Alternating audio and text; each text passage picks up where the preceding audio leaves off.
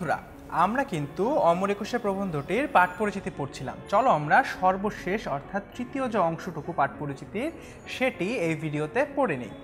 এই সংগ্রামে বহু জনতা ও ছাত্রছাত্রী আহত হয়, অর্থাৎ এই ১৪৪ ধারা ভঙ্গ করার যে সিদ্ধান্ত গ্রহণ করা হয় এবং ছাত্রছাত্রীরা যে ১৪৪ ধারা ভঙ্গ করে এই সংগ্রামটুকুতে কিন্তু বহু জনতা ও ছাত্রছাত্রী আহত হয়।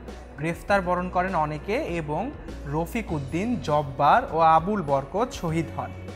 ২১শে ফেব্রুয়ারি সমস্ত জাতি বিক্ষুব্ধ হয়ে ওঠে, অর্থাৎ সবাই কিন্তু যে ছাত্রছাত্রীদেরকে নির্বিচারে যে হত্যা করা হয়েছিল তখন কিন্তু কেউ এই জিনিসটি মেনে নিতে পারেনি এবং ঢাকা কিন্তু বিক্ষোভের নগরীতে পরিণত হয়। ঢাকার রাজপথ হয়ে ওঠে উত্তাল। তাহলে আমরা দেখতে পাচ্ছি যে সকলেই কিন্তু তাদের ছাত্রছাত্রীদের উপর এই হামলার জন্য প্রতিবাদ করে, অর্থাৎ তাদের যে নির্বিচারে হত্যা করা হয়েছিল সেজন্য কিন্তু সকলেই প্রতিবাদ করে তার বিরুদ্ধে। বহু হতাহতের সঙ্গে এদিন শহীদ হন শফিউর রহমান, আব্দুল আউয়াল, কিশোর অলিউল্লাহ। তাহলে আমরা এখানে দেখতে পাচ্ছি যে ২১শে ফেব্রুয়ারি এবং ২২শে ফেব্রুয়ারিতে কিন্তু পুলিশ নির্বিচারে গুলি করে এবং এদিন কিন্তু অনেক মানুষ শহীদ হন। ২৩শে ফেব্রুয়ারি শহীদদের স্মরণে শহীদ মিনার নির্মিত হয়।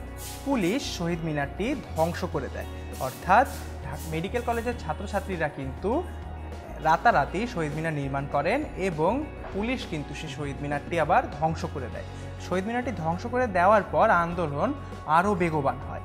পরিশেষে বাংলা ভাষা রাষ্ট্রভাষার মর্যাদা লাভ করে, অর্থাৎ আমরা এখান থেকে দেখতে পাচ্ছি যে আন্দোলন আরও বেগবান হচ্ছে এবং তার ফলাফল হিসেবেই কিন্তু আমরা পরিশেষে বাংলা ভাষাকে রাষ্ট্রভাষা হিসেবে পাই এবং বাংলা ভাষা রাষ্ট্রভাষার মর্যাদা লাভ করে। তাহলে বন্ধুরা আমরা কিন্তু বন্ধুরা অমর একুশে প্রবন্ধটির পাঠ পরিচিতিটি এই ভিডিওর মাধ্যমে পড়ে নিলাম।